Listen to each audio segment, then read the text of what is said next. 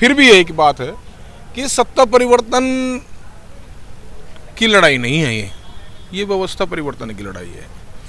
और व्यवस्था परिवर्तन भाई, जब नौजवान खड़ा एक संघर्ष करने की, पहली बार नौजवानों ने संघर्ष करना देखा सीखा, तो भाई कुछ ना कुछ तो क्रांति है, कुछ ना कुछ तो बदलाव होगा। में लाखों किसान इस समय टोहाना थाने के सामने बैठे हैं, सरकार से डिमांड कर रहे हैं या तो हमारे किसानों को छोड़ दिया जाए। आपका विधायक गाली देगा, असंसदीय शब्दों का इस्तेमाल करेगा, और अगर उसका विरोध किया जाएगा तो आप गिरफ्तार करेंगे लोगों को, गाली भी दिलवाएंगे, वो गिरफ्तारी भी करेंगे। इनका विरोध करने के लिए थाने के बाहर बैठे हैं, वो सरकार से मांग कर रहे हैं कि हमारी गिरफ्तारी की जाए। एक किसान कोई ऐसा नहीं बच रहा जिस पे कर्ज ना हो। और ये भी है कि अगर सरकार छूट दे दे, भाई हमने छूट दे दी, भाई जितना ब्याज है वो सब सरकार ने माफ़ कर दिया, पर आपको कल को जो है ये क्रेडिट कार्ड जमा करने पड़ेंगे। किसी किसान की स्थिति नहीं है जी। किसान क्या, किसान भी जेल में हैं, पत्रकार भी जेल में हैं, जो भी सोशल वर्कर है, कोई भी है, अगर जो सरकार का विरोध करेगा, सरकार की नीतियों का विरोध करेगा तो वो जेल जाएगा। तो इन्होंने बहुत सारे लोगों को जेल में डाल रखा है, और यही इनका एक तरीका है अपने दमन को दबाने का, और कोई इनके पास दूसरा तरीका है नहीं। ऐसा देखा है क्या, मतलब सोचा भी है क्या कि 6-6 महीने आंदोलन चल रहे हैं। ये तो सुना था, हाँ भाई व्यापारी भाई चमड़ी दे देगा, दमड़ी नहीं देने का।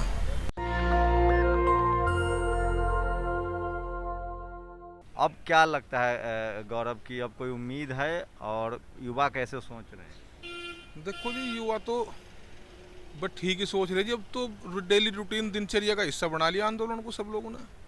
नहीं भाई मानने की सरकार नहीं सुनेगी तो बैठे हैं तरीके से शांति के साथ में, जो भी ऊपर का संयुक्त मोर्चे का जो भी दिशा निर्देश होगा। आज पड़ती जलाई पड़ती है तो किसानों ने भाई पड़ती नहीं, इस कानून की सारी चीज़ जला रखी। अगर कहीं कानून ये लिखे हुए होंगे तो उसको परमानेंट जलाओगे। जब से कानून लागू हुए थे, आप अपने तरीके से पूरे देश भर के किसानों, देश भर के संगठनों ने विरोध प्रदर्शन करे। इसी तरीके से भाई 6 महीने में पंजाब ने शुरुआत करी एक बॉर्डर भाई दिल्ली पे घेरने की, तो एक राह मिला सब लोगों को भी, चलो भाई वो दिल्ली को भी घेरेंगे, क्योंकि विरोध सभी लोग कर रहे हैं, पूरा देश भर का किसान कर रहा है। जिस तरह से अभी किसानों की गिरफ्तारी हुई है हरियाणा में, क्या कहेंगे? देखो हरियाणा की जो सरकार शुरुआती टाइम से देखो तो वो सड़क खोदना, मतलब छेड़खानी करने की कोशिश कर रही है। और ये भी लगा है कि कहीं ना कहीं आंदोलन का जो डाइवर्ट करने की कोशिश है वो अपने प्रदेश तक ही सीमित रखना चाह रही है, लेकिन ऐसा नहीं होगा। आज गिरफ्तारी देंगे, उसके बाद में जो भी निर्णय सब लोग लेंगे उसी को माना जाएगा। यूपी में क्या रिस्पांस है? चूँकि आप युवा हैं, लोगों से मिलते भी रहते हैं, क्या क्या रिस्पांस है युवा? क्या लग रहा है कि ये आंदोलन घर घर पहुंच चुका है, लोग गुस्से में है और वो वोट में अब तब्दील होगा, बीजेपी को नुकसान हो सकता है 2022 चुनाव? 2022 की भी और 2024 की भी बहुत उससे वहाँ से वेट कर रहा किसान। और वो नौजवान भी कर रहा, जिसे भगा का वोट ले ली 2-2 करोड़ रोजगार के नाम पे। आज जो है उनकी ज़मीन दिख रही है, अगर ज़मीन नहीं बचेगी तो जो रोजगार है वो कहाँ ढूंढे जाएंगे। बहुत उत्साह के साथ में वेट कर रहा 2022 का, आने तो दो। लगता है हिंदू मुस्लिम वाला एजेंडा अब एक्सपोज हो गया, उसमें लोग नहीं फंसेंगे, क्योंकि बीजेपी को लगता है कि उसने मंदिर बना दिया और जो किसान जातियाँ हैं, जाट, गुर्जर, पटेल, कुर्मी, कोयरी, ये सब जो बड़ी संख्या में लोग हैं, ये धर्म के नाम पर उसको वोट कर देंगे। नहीं, अब तो देखो एक नई तो किसान बिरादरी हुई है। और ये पहली बार जो जिला पंचायत के चुनाव हुए अभी प्रधानी के जिला पंचायत के, उसमें वैसा तो रहता है व्यक्तिगत ही, लेकिन जहाँ इनके समर्थन से लगभग 3000 के आसपास सीटें हैं और 600 कुछ सीटें जीतती है, सत्ता पक्ष का चुनाव होता है। लेकिन इसमें दिखाया भी किसानों ने बहुत उत्साह के साथ में ये हराए, और इसी के साथ में 2022 में भी हराऊंगा। हम भी फिर भी एक बात है कि सत्ता परिवर्तन की लड़ाई नहीं है, ये व्यवस्था परिवर्तन की लड़ाई है।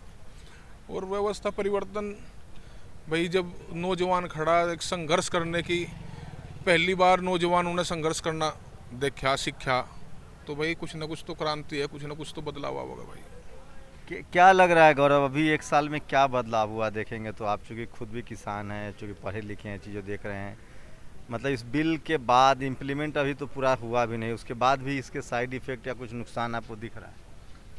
सरकार तो कह रही है कि हम सब्जी कन्याकुमारी से दिल्ली नॉर्थ ईस्ट बेच रहे हैं, कहीं अगरतला का पाइन एप्पल चेन्नई बेच रहे हैं। ऐसा होगा क्या? आप ये देख लो, हमारे यहाँ पे एक लगा हुआ, आप कॉन्ट्रैक्ट खेती, गन्ने की कॉन्ट्रैक्ट खेती किसान कर रहा है। मतलब बॉन्ड के हिसाब से, रकबे के हिसाब से तय हो जाता है उसका, रकबे के हिसाब से कि भाई इतनी जो है किसान को पर्चियाँ, इतना जो है गन्ना उसका शुगर मिल में जाएगा। एक एग्रीमेंट, मतलब एक बॉन्ड बन जाता है। ये एग्रीमेंट बनेंगे, एग्रीमेंट होंगे तो है कि भाई कितना किसान को गन्ना बोना है। ये कहते भी तो है ना, कहना किसान गन्ना बोना ही छोड़ दे। बहुत किसान कहे ना कि भाई हमारा आंदोलन नहीं है, कुछ लोग कहते हैं कि हमारा आंदोलन नहीं है, गन्ने पे कोई फर्क नहीं पड़ेगा। गन्ने पे सबसे ज़्यादा फर्क पड़ेगा। कॉन्ट्रैक्ट खेती, डायरेक्ट एग्रीमेंट ये किसान के साथ में करेंगे, अपने हिसाब से गन्ना बोवाओगे, अपने हिसाब से खाद गिरवाओगे, अपने हिसाब से फैक्ट्रियों में भिजवाओगे। 23,000 करोड़ रुपए बकाया है इस गन्ने का, इस सीजन का। तो क्या हालात होगी, एक किसान कोई ऐसा नहीं बच रहा जिस पे कर्ज ना हो। और ये भी है कि अगर सरकार छूट दे दे, भाई हमने छूट दे दी, भाई जितना ब्याज है वो सब सरकार ने माफ़ कर दिया, पर आपको कल को जो है ये क्रेडिट कार्ड जमा करने पड़ेंगे। किसी किसान की स्थिति नहीं है जी।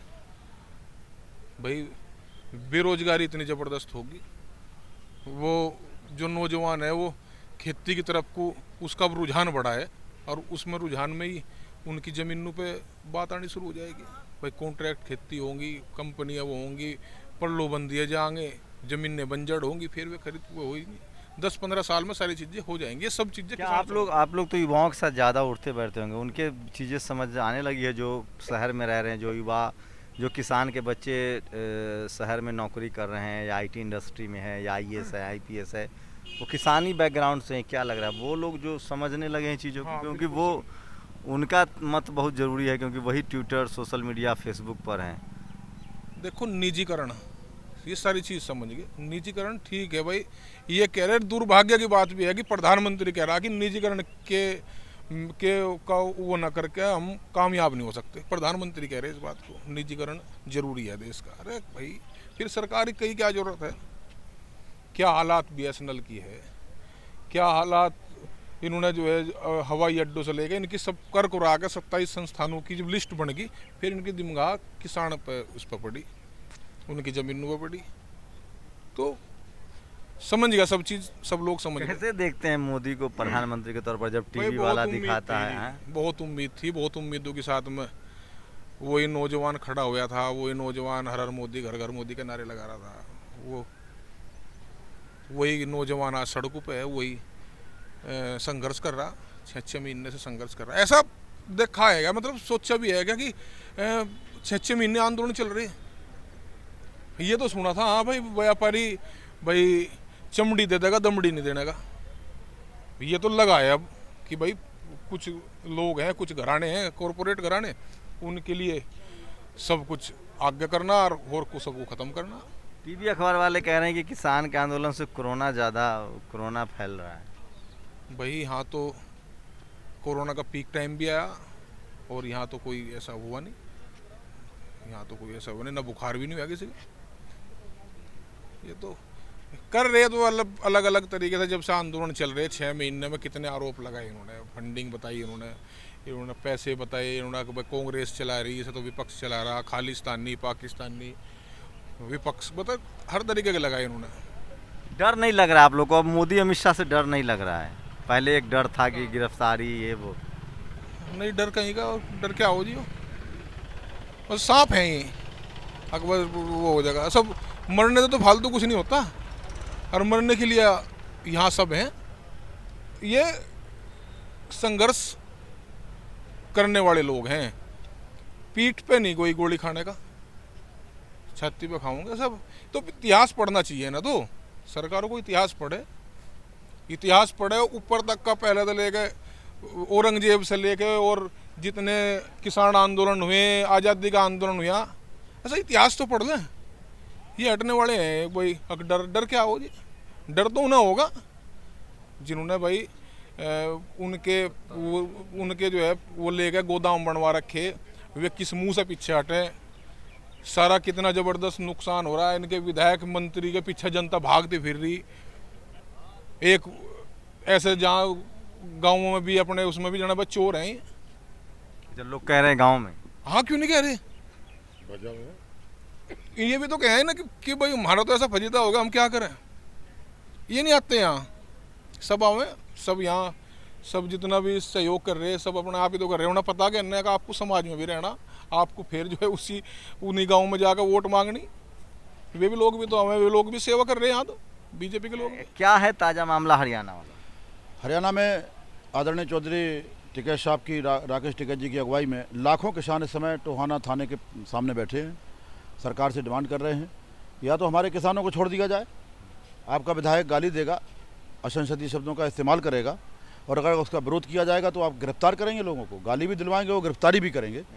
इनका विरोध करने के लिए थाने के बाहर बैठे हैं। वो सरकार से मांग कर रहे हैं कि हमारी गिरफ्तारी की जाए, लेकिन अभी तक कोई ऐसी गिरफ्तारी हुई नहीं है। थाने के बाहर लाखों लोग जमा हैं वहाँ। कितने किसानों की गिरफ्तारी हुई थी?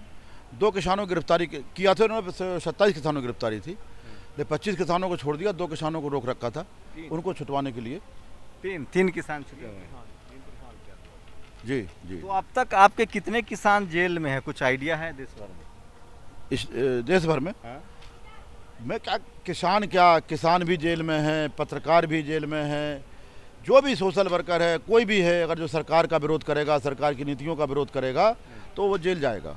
तो इन्होंने बहुत सारे लोगों को जेल में डाल रखा है, और यही इनका एक तरीका है अपने दमन को दबाने का, और कोई इनके पास दूसरा तरीका है नहीं। देखिए पूरा 1 साल हो गया है इस कानूनों को आए हुए। इतना बदलाव ज़रूर है कि जब इन्होंने कानूनों को लागू किया तो बड़ी मनसा और दमंगी से लागू किया था, कोरोना काल में लागू किया था। जब किसानों ने विरोध किया और यहाँ हम लोग आकर के दिल्ली के दरवाजे पर बैठे, तो इन्होंने, प्रधानमंत्री जी ने स्वयं कहा था कि हमारे कानून गंगा जल की तरह पवित्र हैं, इनको हम जरा भी परिवर्तन नहीं करेंगे, न वापस लेंगे। लेकिन जब किसानों से वार्ता हुई, 11 दौर की वार्ता चली, तब इन्होंने कम से कम 1 दर्जन संशोधन, और लास्ट में इस पर आ गए कि हम 1.5 साल के लिए इनको होल्ड भी कर सकते हैं। और सर्वोच्च न्यायालय ने भी, माननीय सर्वोच्च न्यायालय ने भी संज्ञान लिया और इनको फटकार लगाई कि ये कानून देश में लागू करने के काबिल नहीं है। तो आज हम ये देखते हैं कि हिंदुस्तान का जन जन और हर किसान ये जान गया है कि किसान आंदोलन अपनी जगह सही है, सरकार के कानून गलत हैं और इनको वापस ही होना चाहिए। और आज एक ऐसा एक ट्रेंड बना है कि दुनिया में आज किसान नंबर 1 पर ट्रेंड कर रहा है, एक मुद्दा बना है किसान है। आज़ाद हिंदुस्तान में ऐसा पहली बार हुआ है। ये भी इस किसान आंदोलन के लिए बड़ी सफलता, और ऐसा हम महसूस करते हैं कि आंदोलन हिंदुस्तान की आगे की जो एक व्यवस्था है उसके लिए एक बड़ा एक मील का पत्थर साबित होगा। कैसे देख रहे हैं, मैक्सिमम किसान जातियों ने ही सरकार को मोड़ दिया था धर्म के नाम पर। जाट, गुर्जर, पटेल, कुर्मी, कोयरी, कुशवाहा, मौर्य, जो किसान जातियाँ हैं लोग, जिसकी इस देश में 60% आबादी है, 70%। अब वो क्या लग रहा है कि अब धर्म की राजनीति खत्म होगी और किसान, अस्पताल, स्कूल की राजनीति शुरू हो पाएगी? बिल्कुल, बहुत बढ़िया, धन्यवाद है आपका, बहुत बेहतरीन क्वेश्चन आपने किया। इस आंदोलन ने ये सब कुछ ख़त्म कर दिया, धर्म की, जाति की, वर्ग की सारी दीवारों को तोड़ दिया। यहाँ तक ये एक जो किसानों में इन्होंने ऊंचा और नीचा किसान बना के रखा था कि छोटा किसान, बड़ा किसान, आज सारे किसान इस आंदोलन में हैं। कोई किसी धर्म का नहीं यहाँ सवाल है, ना जाति का सवाल है। अब इस किसान समझने लगा कि जाति धर्म में अगर हम बटे रहे तो हिंदुस्तान की सरकार किसानों को बर्बाद करके छोड़ेगी, इनका वजूद ख़त्म करके छोड़ेगी। आने वाली पीढ़ियाँ बर्बाद हो जाएंगी और कोसेंगी इस पीढ़ी के किसानों को, अगर इस मुहिम को न चलाया गया, लड़ाई को नहीं लड़ा गया, और कानूनों को वापस नहीं कराया गया। नेशनल दस्तक की आपसे गुजारिश है कि अगर इसको बचाना चाहते हैं तो नेशनल दस्तक को सब्सक्राइब करने के लिए रेड कलर के सब्सक्राइब बटन को दबाएं, फिर बेल आइकन की घंटी दबाएं। नेशनल दस्तक को बचाने के लिए बहुत जरूरी है कि हर खबर को शेयर करें, लाइक करें, कमेंट जरूर करें।